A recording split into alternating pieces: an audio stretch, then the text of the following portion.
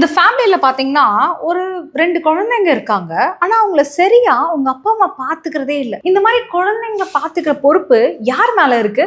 உங்க மேலயா? ஏன் மேலயா? நம்ம அவங்களுக்கு சம்மந்தம் இல்ல, அந்த அப்பா அம்மா மேல இருக்கு. கரெக்ட்டுங்களா? சோ இந்த மாதிரி ஒரு கேஸ்ன்னு எடுத்துக்கிட்டீங்கன்னா 2 பார்ட்டிஸ் இருப்பாங்க. Party 1 and party 2. இந்த 2 பார்ட்டில யார் எவிடன்ஸ் எடுத்துட்டு வரணும் அப்படின்ற ஒரு கொஸ்டினுக்கு இல்ல பார்ட்டி 1 தான் எடுத்துட்டு வரணும், இல்ல பார்ட்டி 2 தான் எடுத்துட்டு வரணும் அப்படின்னு ஒரு பர்டனை தூக்கி போடுறாங்க பாத்தீங்களா? இதுக்கு பேர் தான் பர்டன் ஆஃப் ப்ரூஃப் அப்படின்னு சொல்லுவாங்க. அதை பத்தி தான் இன்னைக்கு நம்ம பார்க்க போறோம். இந்த பர்டன் ஆஃப் ப்ரூஃபோட ஸ்டார்டிங் செக்ஷனே பாத்தீங்கன்னா 101 of the Indian evidence act and 104 of the BSA. இதுல சிம்பிளா சொல்லிடுறாங்க, whoever யாரா வேணாலும் இருக்கட்டும், ஒரு கோர்ட்டுக்கு போயிட்டு அவங்களுக்கு ஒரு டிசையர் இருக்கு. என்னது? கோர்ட் இந்த மாதிரி தான் எனக்கு ஜட்ஜ்மெண்ட் கொடுக்கணும் அப்படின்னு யாரு டிசையர் பண்றாங்களோ, சே ஃபார் எக்ஸாம்பிள் ஒரு சிவில் கேஸ்ல நான் தான் வந்து பிளெயின்டிஃப், நான் என்ன நினைக்கிறேன், இந்த லேண்ட் எனக்கு சொந்தம் அப்படின்னு ஜட்ஜ்மெண்ட் கொடுக்கணும் அப்படின்னு ஓனர்ஷிப்பை கன்ஃபார்ம் பண்ணணும் அப்படின்னு சொல்லிட்டு நான் ஒரு சூட் போடுறேன்னு வச்சுக்கோங்க. சோ இந்த மாதிரி கோர்ட் எனக்கு கொடுக்கணும், நான் தானே டிசைட் பண்றேன். சோ ஜென்ரலி ஒரு சிவில் கேஸ்ல பர்டன் ஆஃப் ப்ரூஃப் பிளெயின்டிஃப் மேல இருக்கு.